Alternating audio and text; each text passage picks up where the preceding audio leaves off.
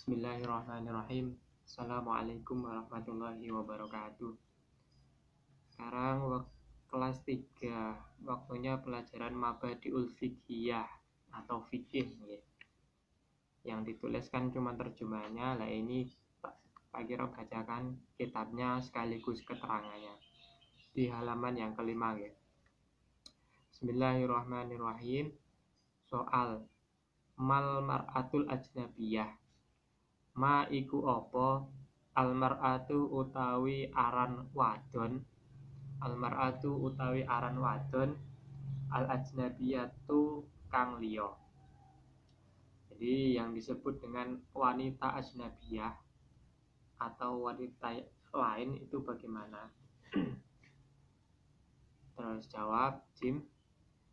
Ia utawi mar'ah ajnabiyah atau perempuan yang lain itu allati wong wadon layah rumu kang ora haram apa nikahuha nikah alati atau menikahi alati li ajli nasabin krono arae tunggal nasab li ajli nasabin krono arae tunggal nasab au rodoin utawa tunggal susu au musoharatin utawa tunggal mara tuwa. Ini keterangannya ya. Sebenarnya lebih cocok ini ke orang tuanya daripada ke anaknya. Nanti dimohonkan orang tuanya ikut mendengarkan ya. Biar bisa menjelaskan. Jadi yang disebut dengan ajnabiyah ini masih ada hubungannya dengan pelajaran yang kemarin. Yang sebelumnya itu adalah yang membatalkan wudhu adalah bersentuhan kulit dengan lawan jenis. Tapi ini yang perempuan ajnabiyah. Gini guys, ini yang dicontohkan adalah laki-laki. Maksudnya orang laki-laki, nanti berarti lawan jenisnya perempuan. Nah nanti tinggal dibalik saja. Maksudnya ini dinisbatkan ke laki-laki. Tapi nggak khusus laki-laki, maksudnya nanti tinggal kebalikannya. Kalau perempuan berarti sama lelaki gitu guys. Tapi ini yang dicontohkan, yang disebutkan dalam kitab adalah laki-lakinya. Perempuan ajnabiyah adalah wanita atau perempuan yang tidak haram dinikahi. Perempuan yang tidak haram untuk menikahinya dinikahi. Ini adalah ajnabiyah. Baik itu karena nasab, dari sisi nasab atau garis keturunan, atau dari sepersusuan atau wanita ini tunggal susu, atau musyawarah adalah hubungan mertua, mantu. Sekarang kita perinci satu-satu. Nah, nanti perempuan itu dibagi menjadi dua. Ada namanya mahram, ada ajnabiyah. Bukan muhrim ya, mahram bahasanya. Yang di orang-orang itu ya ada kekeliruan, biasanya itu muhrim. Tapi yang benar adalah mahram. Kalau muhrim itu adalah bahasa orang yang sedang berpakaian ihram ketika haji, itu namanya muhrim. Tapi kalau perempuan-perempuan yang haram dinikahi, itu namanya mahram. Nah, konsekuensinya kalau mahram nanti bersentuhan kulit itu tidak batal. Kalau yang ajnabiyah berarti perempuan yang bukan mahram tadi atau perempuan lain itu membatalkan. Ini berarti masih ada hubungannya dengan yang membatalkan wudhu. Nah, terus sekarang dijelaskan mahram atau wanita yang haram dinikahi dari sisi nasab dulu, atau ketika bersentuhan tidak batal berarti. Itu ada 5. Sekali lagi ini dinisbatkan ke laki-laki ya. Nanti tinggal dibalik saja kalau yang perempuan. Laki-laki nasab mahramnya adalah yang pertama adalah ibu ke atas, nanti yang nenek terus ke atasnya lagi, nah itu tidak batal mahram. Terus yang kedua adalah anak terus ke bawah cucu bawah, nah itu namanya mahram. Terus yang ketiga adalah bibi atau bude. Bibi atau bude berarti saudara dari ayah atau saudara dari ibu.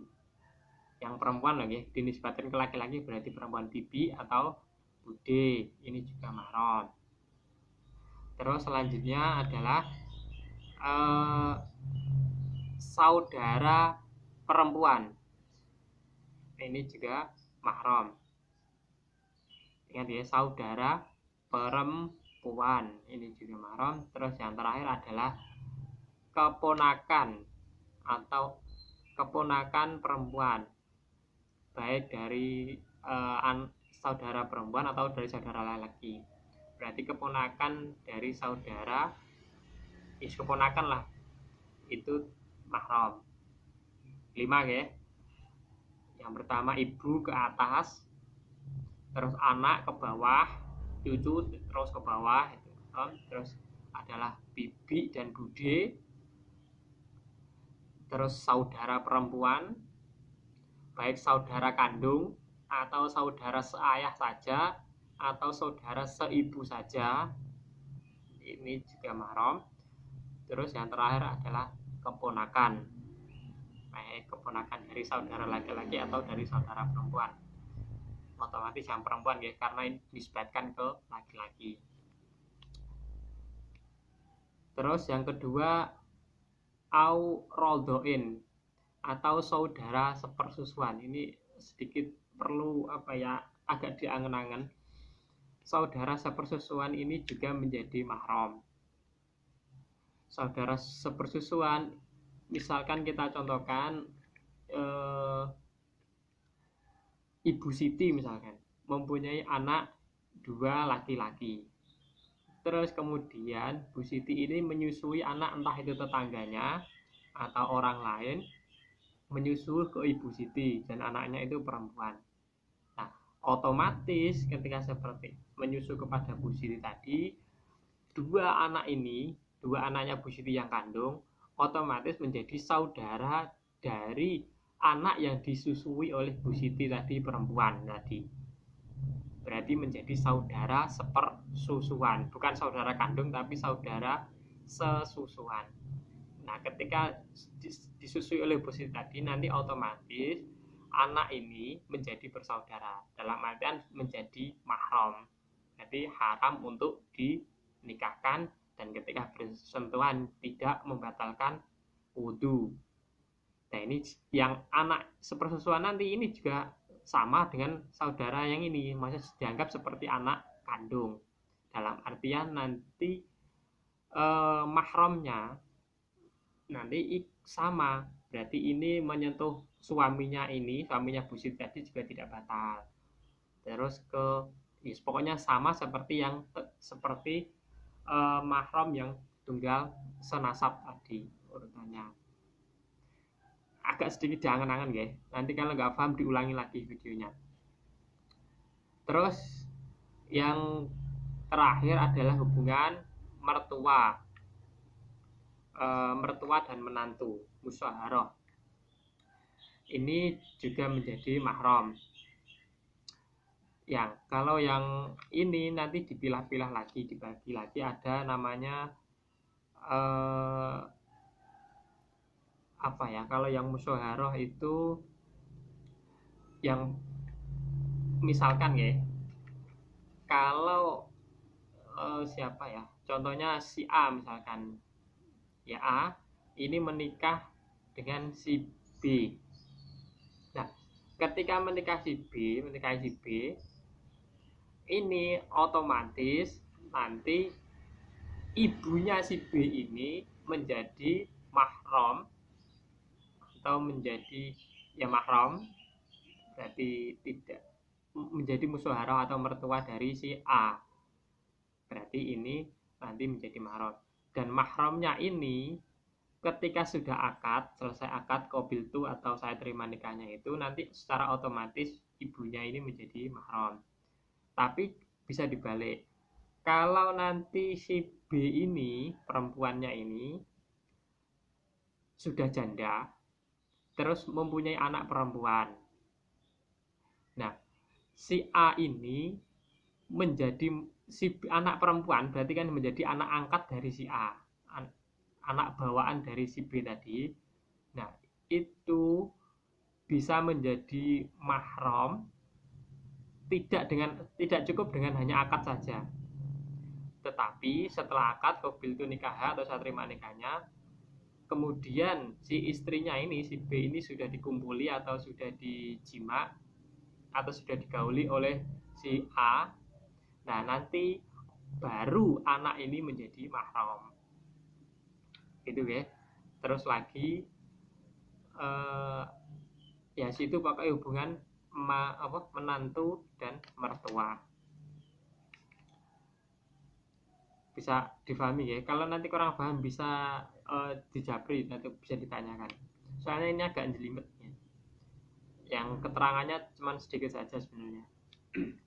Terus lanjut di bawahnya soal madza yalzamu al-mutawaddi'u idza arada ayyusalli.